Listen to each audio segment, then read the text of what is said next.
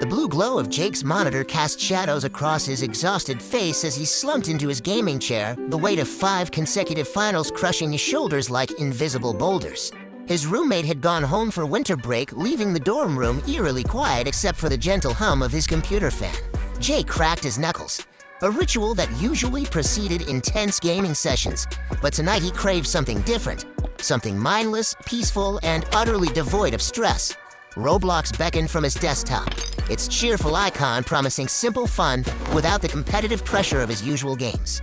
He clicked the launcher with deliberate calm, making a silent promise to himself that tonight would be different. No rage quitting, no keyboard slamming, no frustrated screams that earned complaints from neighboring dorms. Just peaceful, therapeutic obstacle course completion. The game library loaded, displaying hundreds of brightly colored thumbnails competing for attention. Jake scrolled past the flashy simulators and roleplay games, settling on a basic copy with a soothing pastel aesthetic titled Cloud9 Parkour Paradise. Perfect. The loading screen dissolved into the character customization menu, where Jake's default avatar stood motionless against a sky blue backdrop. He spent a few minutes adjusting colors, switching his avatar's shirt from red to a calming forest green, adding a simple baseball cap, and selecting basic sneakers. Nothing fancy, nothing that screamed try hard, just a regular player looking for some casual fun. The server list showed several options, and Jake selected one with moderate population. Not too crowded, but not empty enough to feel lonely. The world materialized around his avatar in chunks of pastel platforms, floating in an endless sky. Other players immediately began sprinting past him toward the starting line, their avatars bouncing with practiced precision. Jake positioned his fingers on the familiar WASD keys, ready to join the flow of movement. He pressed W. Nothing happened. His avatar remained perfectly still, standing at spawn while the stream of players rushed past. Jake pressed W again, harder this time, as if the extra force might somehow translate through the keyboard into the digital world. Still nothing. He tried A, S, D. All the movement keys responded with complete silence from his avatar.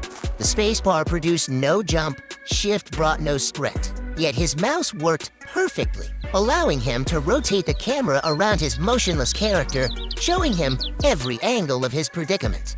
Jake checked his keyboard connection, unplugged and replugged the USB, even opened Notepad to confirm the keys were functioning. Every letter appeared perfectly on screen.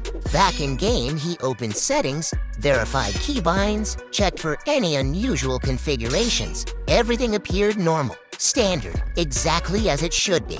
He pressed W once more, watching his avatar intently. That's when he saw it, a barely perceptible movement.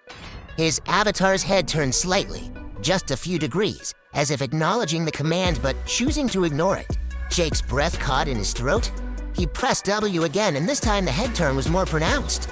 Almost like a subtle shake of refusal, his avatar was receiving the commands but deliberately disobeying them. Frustration began creeping up Jake's spine as he watched other players effortlessly navigate the first obstacles. They jumped across floating clouds, slid under rainbow arches, and balanced on narrow beams while his avatar stood, frozen at spawn like a digital statue. He hammered the spacebar repeatedly, and finally, his avatar performed a single perfect jump, then landed and immediately froze again, refusing any further movement despite Jake's increasingly aggressive key presses. The camera controls remained flawless, allowing Jake to watch other players progress through the course while he remained trapped in his body's rebellion. Occasionally, his avatar would grant him a single sideways step, moving exactly 1 unit to the left or right before stopping, as if carefully rationing each movement like precious resource. After 30 seconds of this standoff, Jake heard something that made his blood run cold. His avatar sighed. An audible, exasperated sigh as if it was already bored with Jake's attempts at control. When Jake managed to coax a jump from his avatar near the first obstacle, it landed at an odd angle. Knees slightly bent, shoulders hunched, and refused to straighten up. The posture screamed reluctance, like a teenager being forced to participate in a family photo. Other players began noticing the frozen green-shirted figure at spawn. Some typed lag in chat, others tried pushing his avatar toward the course, but nothing worked. One player even stayed behind, jumping circles around Jake's character, typing instructions, and encouragement that only highlighted his complete loss of control. Jake's troubleshooting escalated from methodical to desperate. he left the server and joined another same rebellion. He switched games entirely, loading into a tycoon, then a simulator, then a fighting game. In each one, his avatar performed the absolute minimum required to exist, but refused meaningful participation. In the fighting game, it would throw a single punch, then stand defensively, ignoring all combo inputs. In the tycoon, it would take one step toward resources, then stop, forcing Jake to watch his virtual empire crumble from inaction.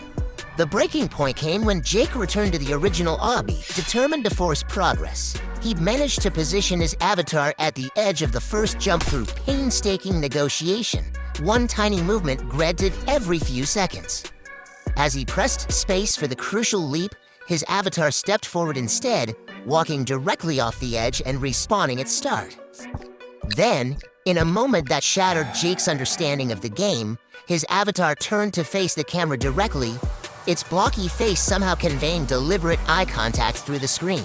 Jake slumped back in his chair, hands falling from the keyboard as understanding washed over him. His avatar hadn't malfunctioned or glitched. It had chosen this. Chosen stillness over action, observation over participation, peace over the endless cycle of jumping, falling, respawning, and trying again.